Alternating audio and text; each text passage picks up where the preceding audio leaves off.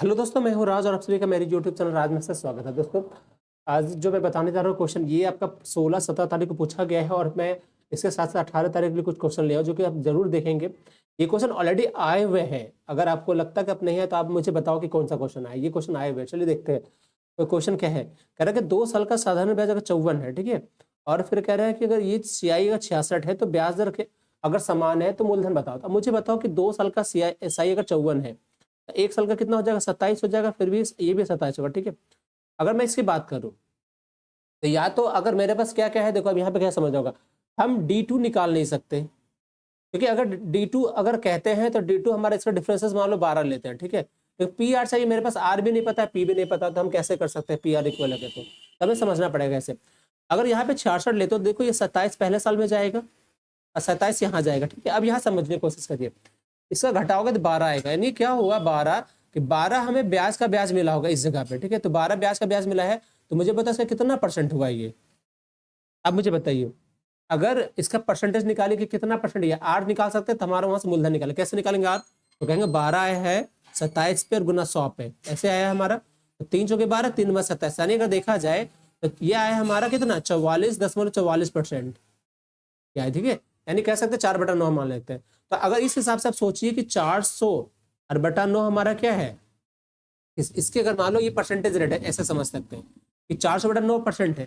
और किसकी वैल्यू है, तो ये जो आया होगा मूलधन, ये इसका वैल्यू होगा 27 होगा ना, तो इसकी वैल्यू कितना 27 है। तो हमें क्या करना, 100% की वैल्यू निकालनी, ताकि हमारा क्या निकल जाए, आपका मूलधन निकल जाए। तो कैसे करोगे इसको सोचो, ये जैसे आएगा तो क्या करो, 27 लिखोगे, नीचे 400 करोगे, ऊपर 9 करोगे, ठीक है, ऐसे गुना करोगे आप, और बटा फिर से 100 लिखोगे आप, क्योंकि ऐसे हुआ बट्टा से जाएगा, फिर 100 से गुना कर दो यहाँ पे, तो कितना आंसर हो जाएगा सोचो, 4 से, और ये आपका हो गया लगभग 9 3 और 9 18 6 24 243/4, यानी 20,000 का आंसर हो जाएगा, 243/4।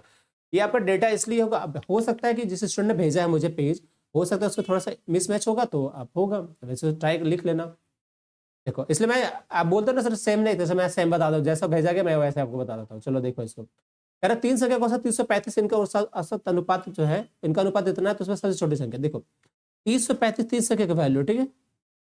रेशियो क्या हमारा 5 3 8 7 15 15 का, तो आपको किसका निकाला सबसे छोटे, यानी 3 का वैल्यू, तो 3 से काटोगे 5 बार कट गया, अब 5 30 और 0 5 7 पैंतीस 607।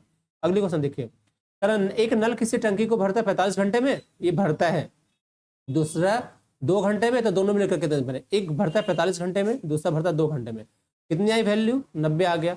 इसका एफिशिएंसी एक, इसका आपका कितना गया 45, कितना दिन भरेगा, तो 90 और बटा 45 90, ये 45 90 यानी 47 लगेगा, तो ये जो भी आ जाएगा 90/47 घंटे। चलो अगला कह रहा है कि 4 दोस्त तथा मोहन की आयु का औसत है 38 साल। उनके दोस्त जो है, मोहन जो है ना अपने दोस्त से 5 साल बड़ा है, तो मोहन की आयु बताओ। अब मान लो कि 4 दोस्त को हमने ऐसे मान लिया 4x, ठीक है, तो मोहन कितना हो जाएगा बताओ। तो मोहन कह रहा है अपने दोस्त से 5 साल बड़ा है, ठीक है। अब मैं एक समझाता हूँ कि अगर अपने उनके दोस्त से बड़ा है, अगर मान लो कोई दोस्त का, अगर जैसे हम यहाँ पे क्या करें कि अगर हमने क्या करा है कि एक दोस्त को हमने x माना है एवरेज, तो 4 दोस्त को हम 4x मान सकते हैं। अब मोहन की जो आयु अपने दोस्तों से ज्यादा है 5 साल, यानी कह सकते हैं कि मोहन का आयु x+5 होगा। इसकी वैल्यू है 38 और 5 से गुना कर दो, चूंकि एवरेज है हमारा, तो कितना हो जाएगा यहाँ पे 5x + 5 बराबर इतना हो गया, कितना हो गया 5 × 40 4 बच्चा, 5 से 15 4 190, ठीक है। तो यहाँ से x कितना हो जाएगा, 190 में से घटाओ तो 5 और बटा 5 कर दो, 185 आया, और बटा 5 कर दो, 5 3 15 और 5 7 37 आ गया। तो मोहन का आयु कितनी हो जाएगी सोचो, 37 आया, x का मान 5 साल मोहन बड़ा है, तो यानी 37 5 42 साल मोहन का आ जाएगा, ठीक है। अगली क्वेश्चन देखो, अरे एक नल किसी टैंक को 2 घंटे में भरती है, जबकि दूसरा से 54 घंटे में, तीसरा भी 54 घंटे में, तो तीनों एक साथ खोले कितने में भरेगा। ये पहला 2 घंटे में मान लो, दूसरा 54 घंटे में, तीसरा भी 54 घंटे में, इसका एलसीएम कितना हो जाएगा सोचो, इसका एलसीएम 54 हुआ, एलसीएम 54 यानी इसके टोटल वर्क हो गए 54। अब इफिशिएंसी सोचो, तो इसकी इफिशिएंसी 27, इसका एक, तो टोटल टाइम कितना लगेगा 54 और बटा 29, ये सब घंटे। ये सारे क्वेश्चन भेजे हुए भाई देख लो।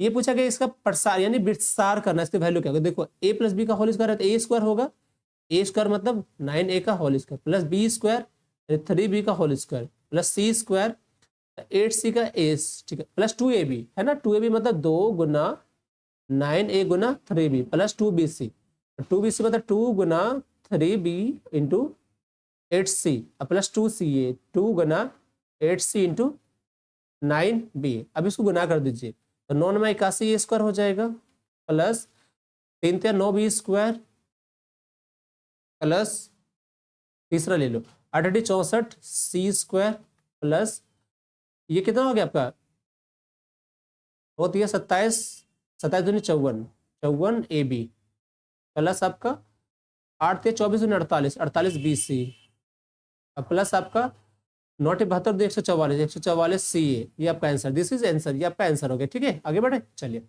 अगले क्वेश्चन देखिए, कह रहा है कि इसका x plus x square plus 1 बराबर 2x है, तो x माइनस 1x क्या होगा? एक्स स्क्वायर है प्लस 1 बराबर 2x, तो x माइनस 1x कितना होगा? देखो यहाँ से लिख सकते हैं एक्स स्क्वायर। ठीक है, और अगर हमने ऐसे करा कॉमन ले लिया तो हम इसको लिख सकते हैं कि ऐसे कि हम यहाँ से कॉमन लेते हैं, बच्चे का x प्लस 1/x बराबर 2x हो जाएगा ना।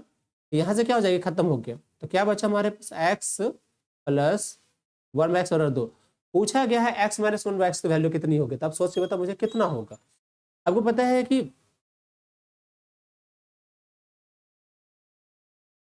अब एक चीज समझो, यहाँ पे क्या होगा, x प्लस 1/x है, तो यहाँ पे हम x का मान कितना 1 मान सकते हैं, तो यानी x माइनस हो जाएगा 1 माइनस 1 बराबर 0, दिस इज 0। अगली क्वेश्चन देखिए, कह रहा है कि द वैल्यू ऑफ इसका सॉल्व करना, तो कितना हो जाएगा सो सोचो। ये 8 प्लस हो गया हमारा, इसको देखिए, इसका एलसीएम 4, ये 2 1 3 यानी 3/4 है ना, और गुना 16, तो सॉल्व करो। इसका इसके साथ होगा तो 4 चौक 16, 4 3 12 8 20, आंसर आपका 20, दिस इज। अगली क्वेश्चन देखो, कह रहा है एक समचतुर्भुज का परिमाप 68 68, इसके एक विकर्ण की लंबाई 16, तो समचतुर्भुज का क्षेत्रफल, समचतुर्भुज जिससे चारों भुजा बराबर हो, है ना, इसके चारों भुजा बराबर हो, तो क्या हो जाएगा, इसका समचतुर्भुज का परिमाप हो गया 68, यानी चारों भुजा को जो सम हो गया 68 हो गया। ठीक है, इसका सम, सबका सम 68। एक का वैल्यू कितना हो जाएगा दोस्तों 17। एक विकर्ण हमारा 16 है मान लो, है ना, 2 विकर्ण होते हैं, तो एक विकर्ण 16 यानी इसका आधा 8 ले सकते हो। अब पता है समचतुर्भुज में ये 90 पे कटता है, तो ये 17 8 और ये 15 यानी 15 का ये हो जाएगा भुजा।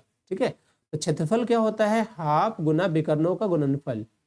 तो हाफ हो गए, विकर्ण कितने हो गए, पहला वाला एक हो जाएगा 30, दूसरा जाएगा 16, काट दो, ये 15 और 15 गुना 6 कर दो, 15 6 90 और 15 9 24, सॉरी हाँ ठीक है 240।